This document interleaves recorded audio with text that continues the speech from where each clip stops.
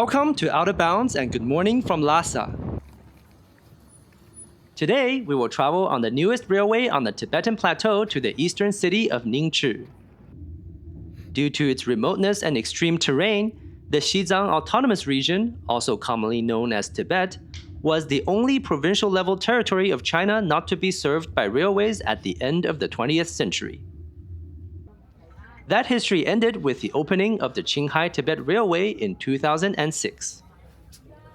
The monumental railway penetrates some of the most inhospitable lands on planet Earth and crosses the Tanggula Mountain Pass, the highest point of the entire global rail network, to connect the Tibetan capital Lhasa with the rest of China. Railway construction on the Tibetan Plateau did not stop with the line to Qinghai. A 253-kilometer western extension from Lhasa to the city of Shikatse began operation in 2014.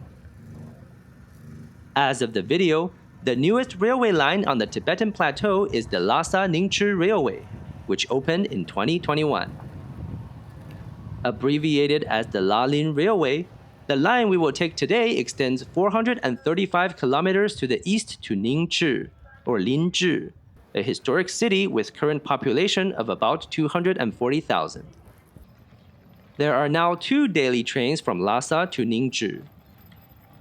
We will take the C881 today, which is the faster of the 2, with scheduled departure from Lhasa station at 7:55 and arrival at Linzhi station at 11:36.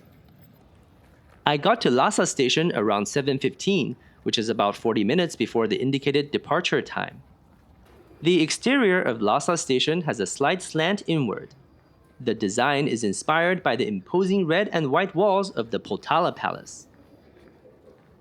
There is a standard ticket check and security screening upon entering the station building.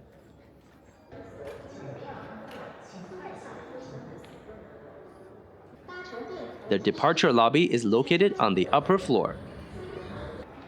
The lobby is brightly lit with many benches. Here, there are bathrooms and hot water dispensers, though the restaurants and shops were not open, so it's best to bring some food if you've not had breakfast.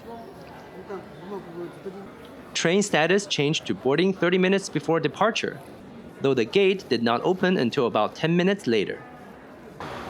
Unlike at many other China railway stations, here the gate is just a manual fence and there is no further ticket check before the platform. On the overpass footbridge, you can see the tracks full of trains waiting to depart. The one on platform 1 is the C882 train to Scenic. Our C881 train is the bright green one on platform 2.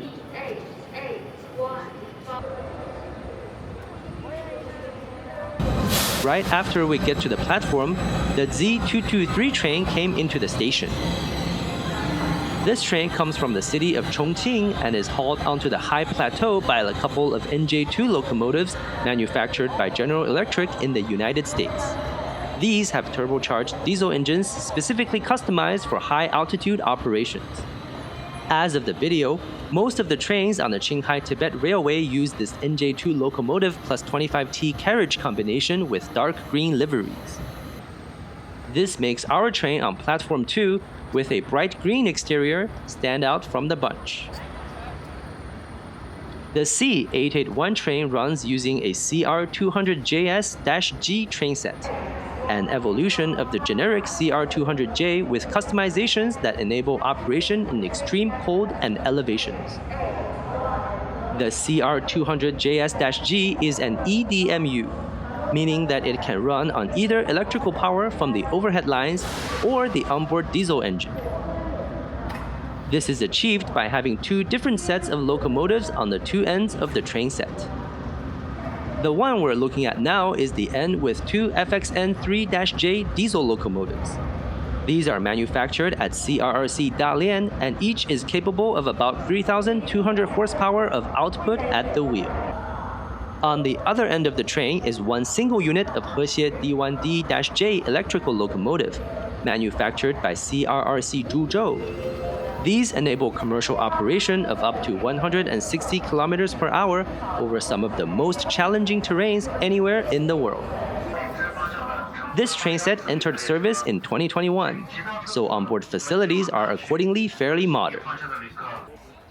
Storage space is reasonably generous, and there are power outlets under the seats. There is also onboard oxygen supplies, though I didn't see anyone use them.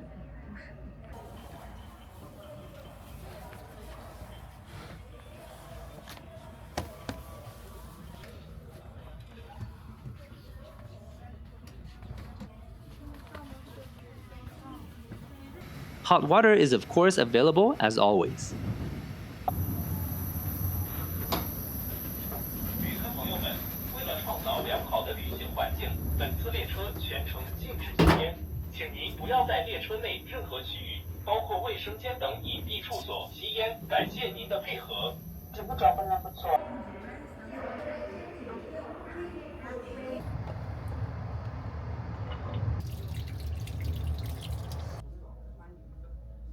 The train departed on time at 7:55 under beautiful sunlit clouds.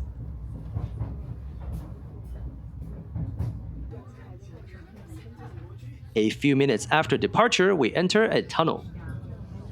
This is the first of 47 tunnels on the Liaolin Railway, with total tunnel length of 216.5 kilometers, or about half of the entire route. At 8:01, the train passes the small Lhasa-Nyingchi station. Soon after, the landscape opens up, with grasslands and farms flanked by endless dramatic mountains.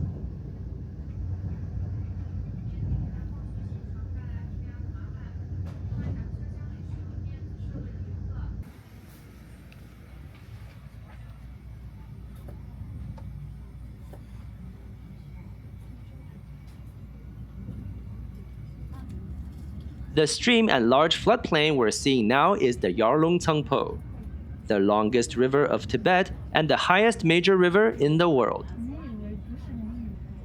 The Liaolin Railway, in fact, travels along the river valley of Yarlung Tsanpo for most of its route, so we'll be seeing this great river often on today's journey. The train soon reached 160 kilometers per hour cruising speed, with an exceptionally quiet and smooth ride. Elevation along the railway is mostly between 3,500 to 3,000 meters, which is relatively low on the Tibetan Plateau, so farming is a lot more prevalent here. The sun shines across the waters of the Yarlung Tsanpo as the train passes over it, one of the 16 crossings on the route between Lhasa and Nyingchi. Although the railway currently terminates at Nyingchi, it is actually part of the much larger Sichuan-Tibet Railway. This planned railway would run about 1,600 kilometers between Chengdu and Lhasa across some ridiculous terrain in eastern Tibet and the Hengduan Mountains. It is the most technically challenging railway project ever attempted in China. Construction of the now pending section between Nyingchi and Ya'an in Sichuan province started in 2021. Even with China's modern industrial and engineering prowess, it is not expected to complete until the early 2030s. When the entire line is completed, it would primarily operate using the CR200JS-G trains like the one we're on now.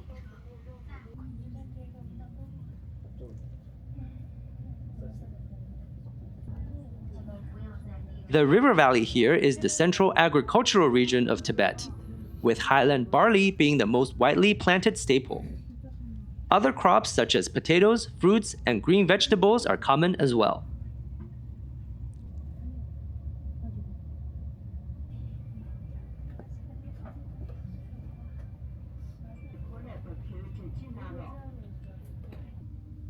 We are approaching Shannan Station now. Shannan is home to about 350,000 people, which makes it a major city in the area.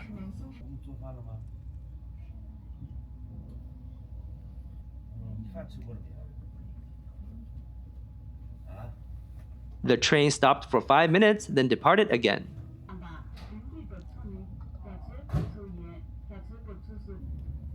We continue along the south shore of the Yarlung Tsanpo for a while more.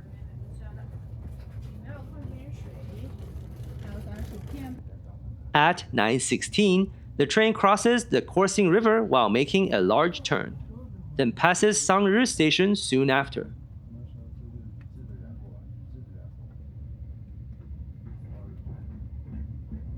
Right by Sangri Station, you can see a monastery on a hill. This is the Kamadang Temple, originally founded in the 11th century by a female master, a rarity in Tibetan Buddhism. The train soon enters an area with many tunnels. The only outside views you get here are a number of dramatic crossings of the Yarlung Tsanpo.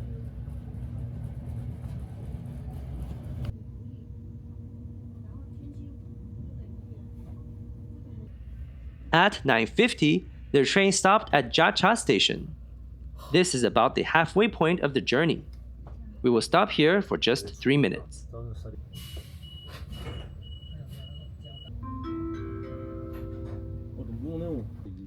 After Jiacha station, the railway enters a section with frequent river crossings.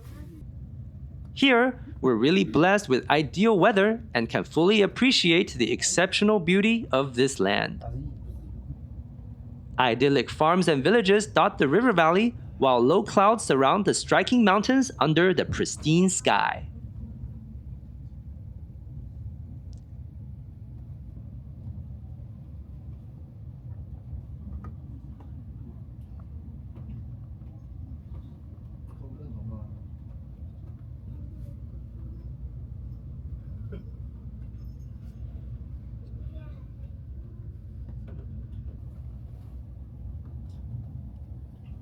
The train runs in this moving tapestry for about 20 minutes before approaching Langxian station. Langxian is a town of about 20,000 people. Elevations in low-lying areas here drop to around 3,000 meters, and the warm air entering from the river valley gives the town a subtropical climate. After Langxian, the railway again enters a series of continuous tunnels, including the Dagala Tunnel, which at 17.3 kilometers is the longest among the 47 tunnels on this route.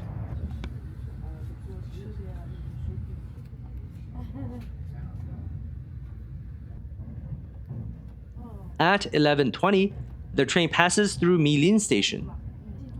We make a turn to the north for the final approach to Ningzhi.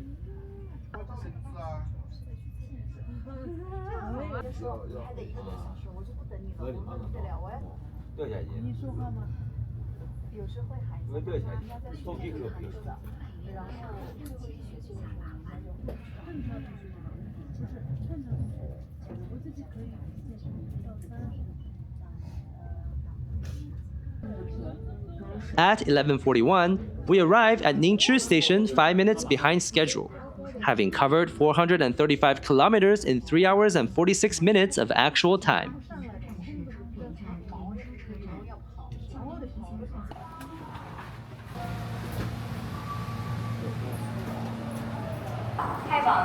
It is very sunny, but the platforms are nicely covered.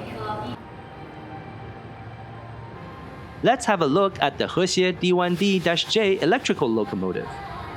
This doesn't look too different from the diesel locomotives on the other end, but of course the pantograph up top gives it away.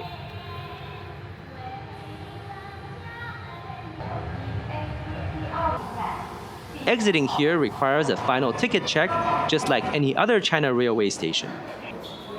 As the station is still about 10 kilometers south of town center, you'll most likely need transport. A convenient way is by these white vans, which costs 15 yuan per passenger. If you enjoyed this video, don't forget to like and subscribe for more transit and travel content. Thanks for watching, and see you in the next one.